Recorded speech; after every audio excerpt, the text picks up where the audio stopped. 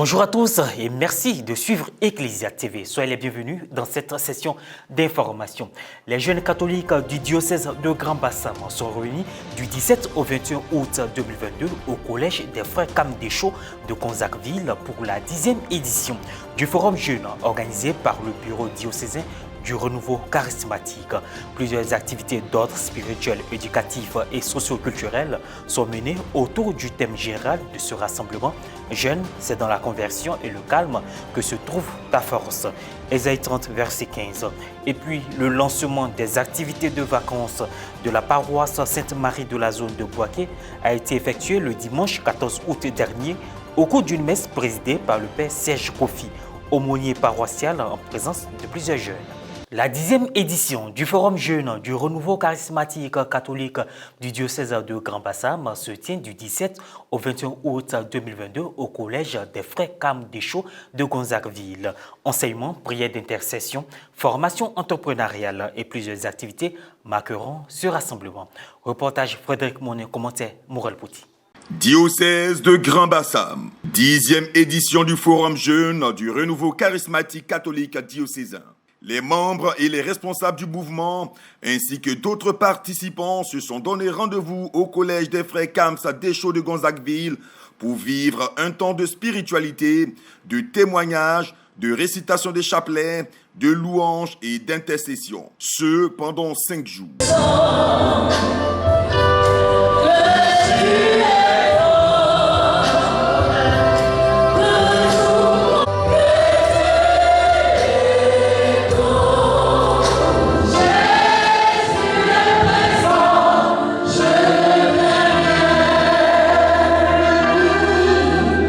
Jeune, c'est dans la conversion et le calme que se trouve ta force et ton salut.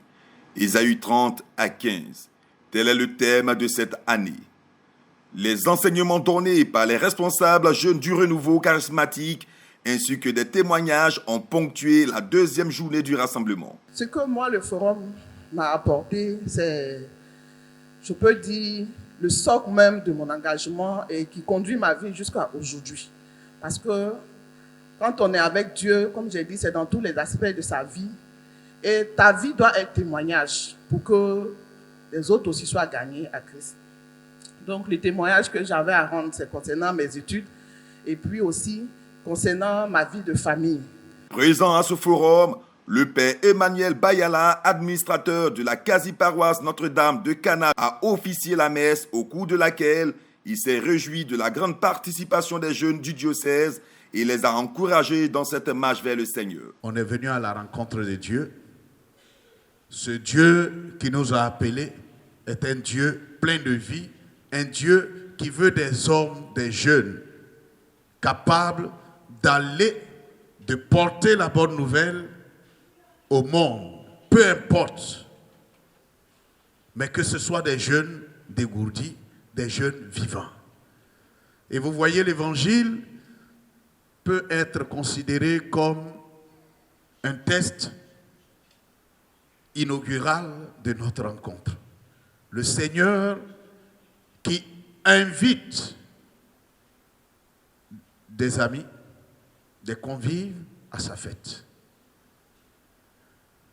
Le repas est prêt, on va à la recherche de ceux qui sont invités. Et généralement, ceux qui sont invités croient qu'ils sont tellement importants, c'est parce qu'ils sont importants qu'on les a invités. Or, ce n'est pas parce qu'ils sont importants, c'est parce que le repas est important qu'on les a invités. Ce n'est pas parce qu'ils sont importants. Et que celui qui les a invités est important. Il veut partager son importance avec eux. Pour leur donner, en partageant son repas, de devenir important. Ce n'est pas parce qu'ils sont importants. Sans eux, le repas est fait. Sans eux, le maître demeure maître. Ce n'est pas parce qu'ils sont meilleurs que le Seigneur les a invités, mais c'est parce que le Seigneur est le meilleur. Il veut leur donner de ce qu'il est. Or, eux, ils ont cru que c'est passé, ils ont tout gagné. Et donc, ils font malin. Or, ils oublient que sans lui, ils ne sont rien. Il a droit de vie sur eux, il a droit de mort. C'est pourquoi quand ils ont refusé de venir, il dit, laissez-les. La 10e édition du Forum Jeunes du Renouveau Charismatique du diocèse de Grand Bassam, ouverte depuis le mercredi 17 août dernier, se poursuit jusqu'au dimanche 21 août prochain.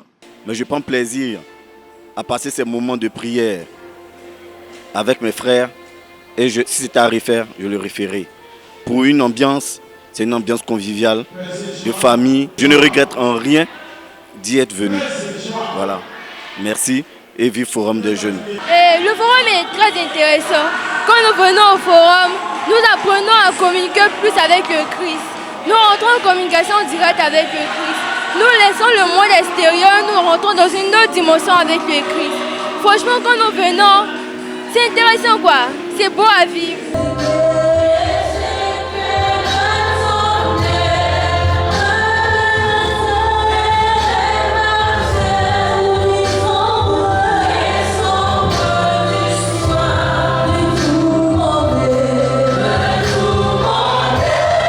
Je vous le disais en titre, dans le cadre des vacances de l'année pastorale paroissiale, la paroisse Sainte-Marie de la zone de Boaké, à travers le bureau exécutif de la pastorale paroissiale des jeunes et enfants, initie des activités vacances 2022 pour les jeunes et enfants de la paroisse. Ces activités ont été lancées le dimanche 14 août 2022 au cours d'une messe présidée par le père Serge Kofi, aumônier paroissial, en présence de plusieurs jeunes.